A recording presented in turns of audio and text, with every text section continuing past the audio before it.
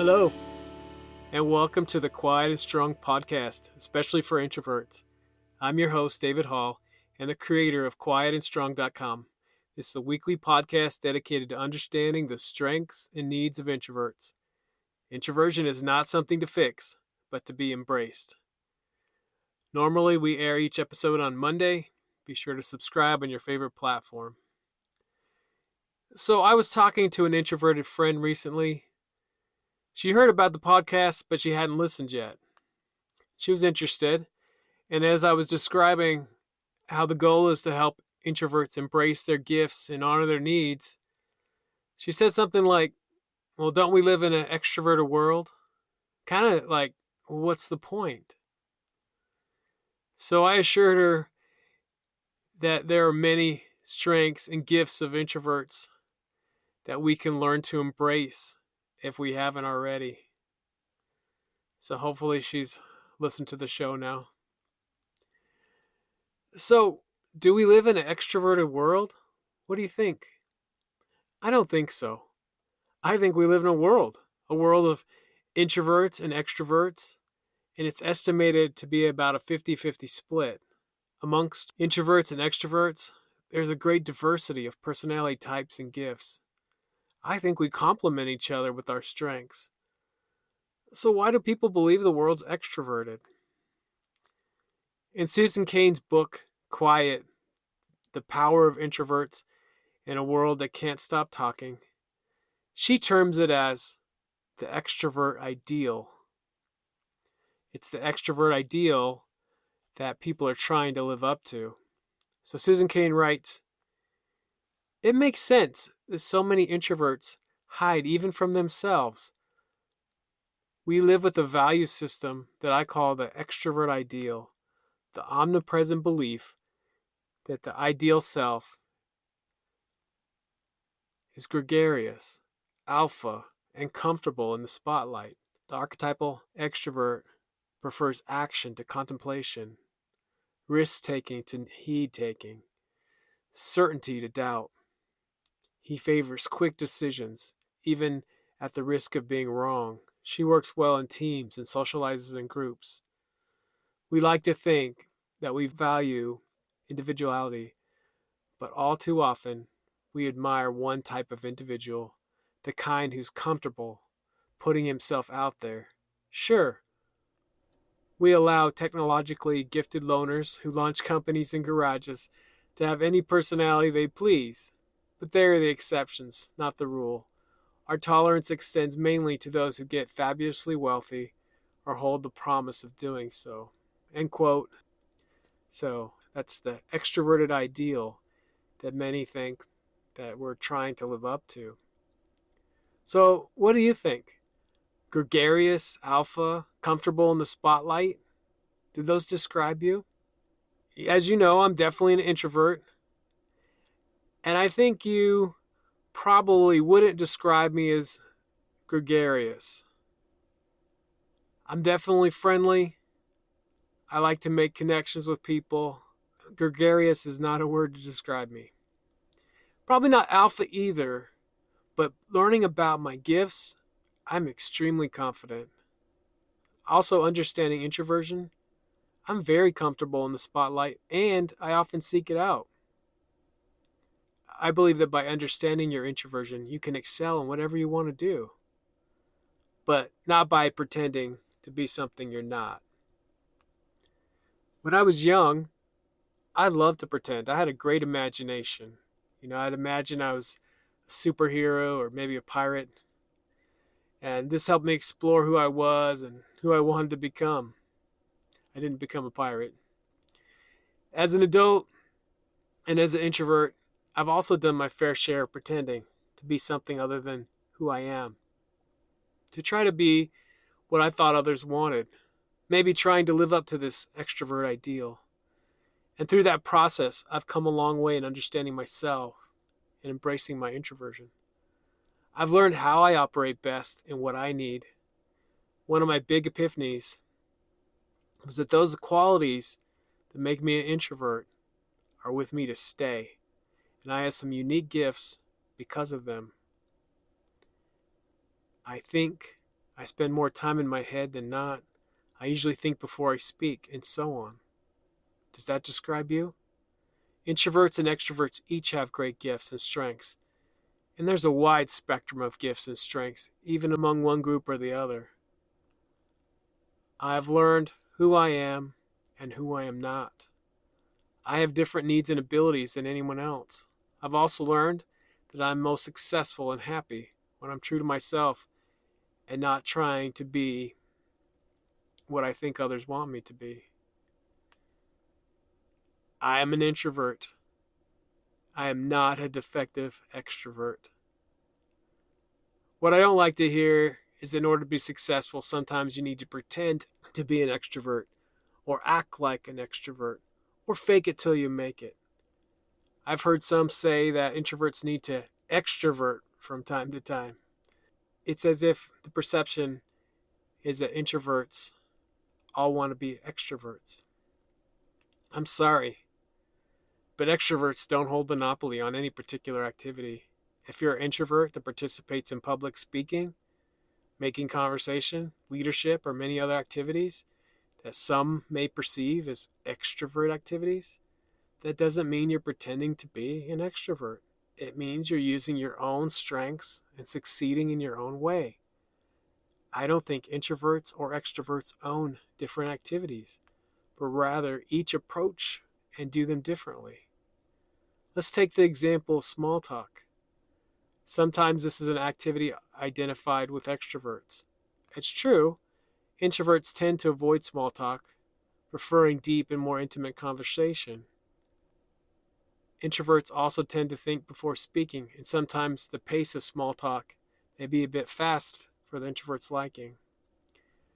I've often avoided small talk. However, as I've come to understand myself, I find myself making more small talk than ever. Does this make me an extrovert? No. I am an introvert making small talk in my way. Let me explain a little bit further. I don't enjoy the small talk for its own sake, but I know that some people do. I enjoy getting to know others better and build relationships. And for me, the relationship is the key. I find myself engaging and being more comfortable as I try to build a relationship with someone. I try to remember things about the person and try and think of interesting topics ahead of time.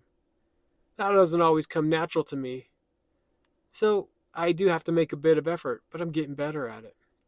It doesn't mean I'm pretending to be an extrovert. It just means I'm improving my relationship building skills.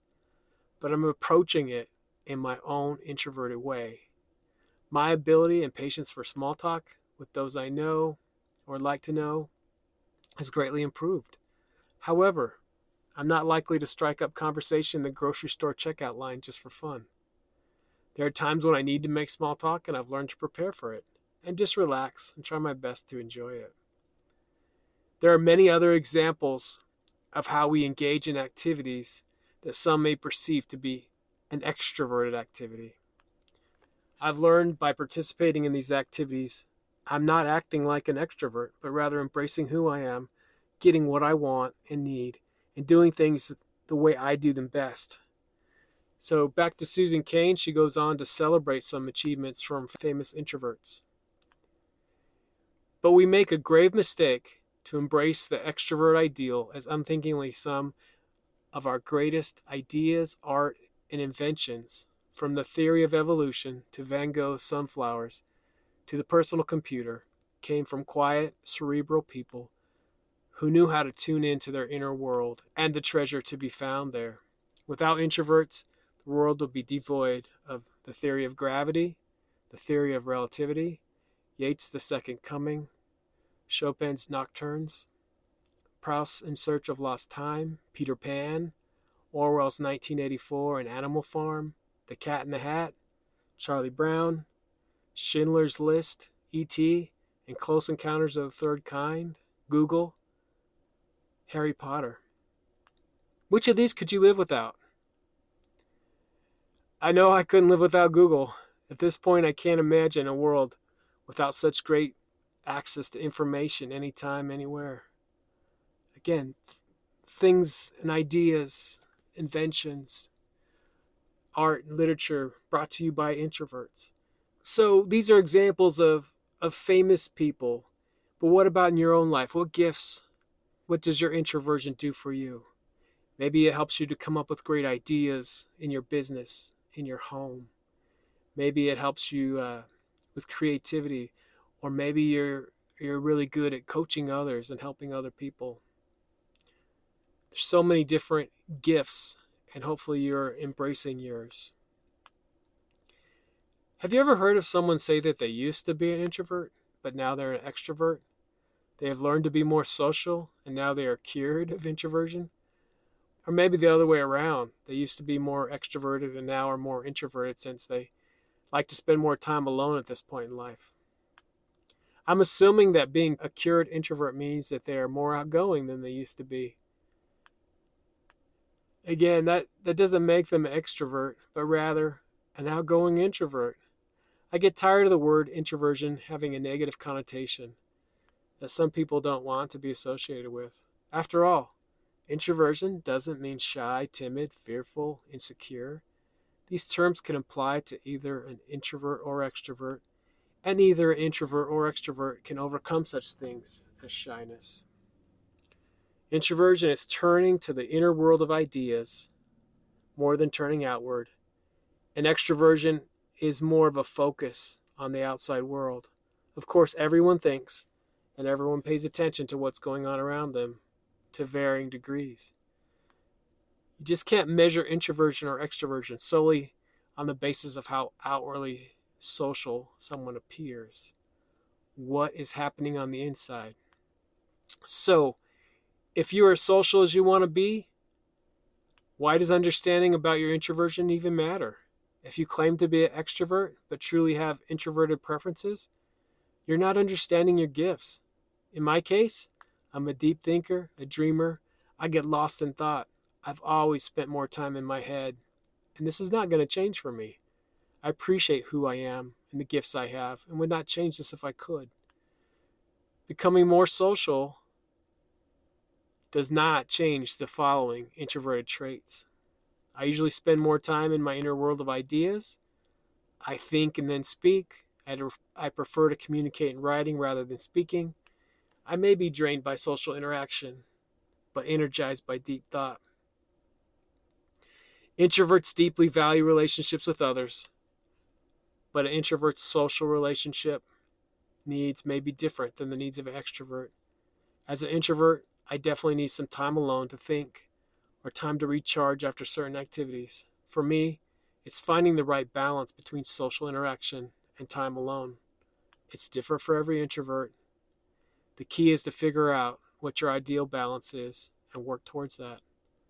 I can be very social and even outspoken, but at my core, I am and always will be an introvert.